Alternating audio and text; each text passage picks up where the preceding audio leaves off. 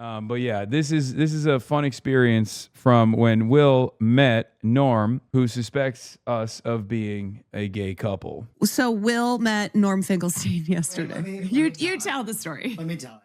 It was my fault because I was talking to Norm and he was like, so how do you know Hasan? And I'm like, oh, we're partners. And he's like, oh, partners. And I was like, oh, I'm like his co-host. And he's like, oh, okay. And how long have you known each other? And I was like, 17 years. And I could see him kind of be like,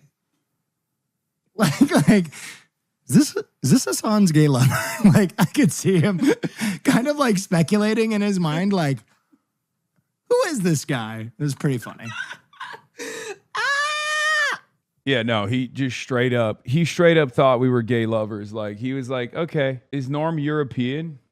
No, he's New York through and through. Was he wearing the tank top when he asked? No, but he also had the nails. And Norm is like 80 plus, right? Norm's generation, they see a dude wearing nail painting, like nail polish. They're like, oh, that's a homosexual. He's 72, but I like to say Norm is 80. Everyone's 80.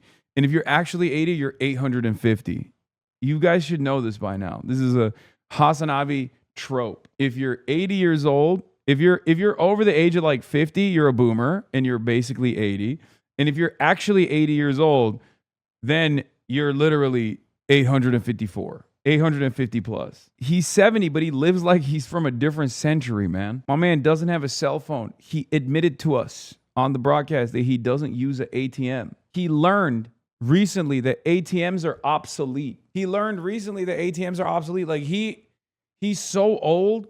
Certain technology, like he lives such an old school lifestyle that certain technologies that he never even touched have passed him by at this point. He calls his assistant a webmaster. Haley Stevens was asked a question by the wonderful Sam Robinson, who's increasingly becoming a household name. That about it. Sam Robinson poses a question to Haley Stevens in her campaign stop earlier. You says, I asked U.S. Representative Haley Stevens about her tweet accusing her opponent, Abdul El-Sayed, of blaming all of his problems on Jewish Americans. That your opponent blames all his problems on Jewish Americans. You're commenting on a video of him talking about the AIPAC money coming into this race. By the way, I've jokingly said to Sam that he sounds like Haley Stevens before. That's his voice you're hearing on the other side of the camera. That about it. You said that your opponent blames all his problems on Jewish Americans. You're commenting on a video of... I'm going to try to link up with him today. I'm going to try to get him to say what gives. I want to hear what he has to say. I want to hear what he sounds like if he says what gives. What gives? Him talking about the AIPAC money coming into this race. What made you say that? Look, I think that there's been a lot of talk from my opponent throughout this race, about AIPAC, about, foreign policy and those issues. And actually, as I was driving out here, I was talking to one of our community leaders in Detroit. He just happened to call me. He's all fired up about the race. And he said, this is about what's going on in the east side of Detroit and the west side of Detroit. My opponent, you can look at who I've campaigned with versus who he's campaigned with. My opponent in this Democratic primary, he brought in Hasan Piker. This, talented... What is this guy doing, bro?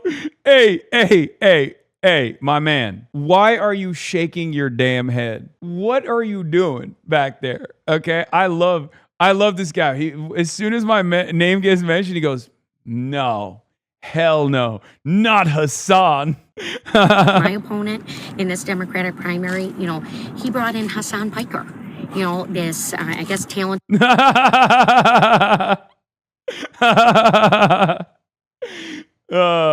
He said, nah, Hasan.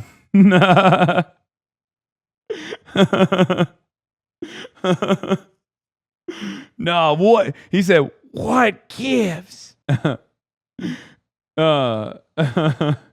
Streamer or blogger who... Yeah, this was beautiful. Haley Stevens called me talented and a blogger for some weird reason, because I don't know, blogger is like, is this 2012? The fuck do you mean blogger? It turns out it's not just Israel that comes to her in her dreams, okay? I come to her in her dreams as well. He brought in Hasan Piker, this, talented streamer or blogger who has been, very anti-Semitic. That's crazy. took Hasan Piker right to the college campuses, which we know have been really rife with division, right? And, he took him there, and this is someone who said America deserved 9/11. I've been out campaigning in Michigan. This guy loved that. He's like, yeah. Wait, is he agreeing with her? Is he agreeing with me? He's like, wait a minute. I love the reaction from the other people. She actually doesn't know what you do. She's a fake hater. Of course. She just got the talking points downloaded. She downloaded the talking points. She says you're bullying her. She calls me an anti-Semite. Of course. What am I, not supposed to push back? In Grand Rapids a handful of weeks ago with the former commissioner of Social Security. I think you are not beating the anti-black allegations, brother. Brother, I am literally going to Detroit later today, okay? No, people's Social Security. You'll see. It's all bullshit. That stuff is bullshit. Is on the Most of the Hasanabe heads that I saw in Hamtramck, there's hella black Hasanabe heads in Hamtramck. They were stoked. line. They just, don't happen to be at Haley Stevens' campaign stops. They are bankrupting, they being Donald Trump, they are bankrupting the Social Security Trust. A fully paralyzed veteran asked me if he was still going to have access to his benefit check. We got to stand with our incredible veterans, the earned benefits, and look, I'm also campaigning, with Scott Benson and Jerry, and community leaders. I've brought in a civil rights icon, my friend, my collaborator in the Democratic Manufacturing Working Group, Jim Clyburn. So I think who folks are campaigning with, that needs to be called out. Look, I know what Michigan leadership looks like. I know how to, make it through a tough race and what it's going to take to bring people together when this is all over. I'm saying that we're all. Great message from Haley Stevens. Good closing message. He brought in Hasan Piker, this talented streamer who's been very anti-Semitic. Yeah, I tweeted this out earlier as well. Just, this morning I was feeling like it was, I was feeling like I wanted to go down memory lane. One of the things that I noticed immediately was the fact that she didn't answer the fucking question again. She did the thing again. Shifty Stevens. She shifted away. The question is very direct. Was like, hey, why are you accusing Abdul of blaming all of his problems on Jewish Americans? Oh, because he campaigned with Hasan Piker, who's anti-Semitic. First of all, no, the fuck I'm not. But regardless, that's not the question. Like, that's not even an answer to the question. Oh, Abdul is blaming everything on Jewish Americans. You didn't even say, I'm blaming everything on Jewish Americans. And even if that was the case, which it's not, that still wouldn't answer why you said Abdul is blaming everything on Jewish Americans. Max Glass, longtime senior strategist at Daniel Strauss on Hassan the Hun and their Go Everywhere strategy. This episode revealed an important aspect of the Democratic primary electorate in Michigan or elsewhere. The Hasan Piker situation was very interesting in that, yes, he's very popular with younger voters, and I think people were excited to see somebody who's willing to do the work of reaching those voters, Glass told me in an interview.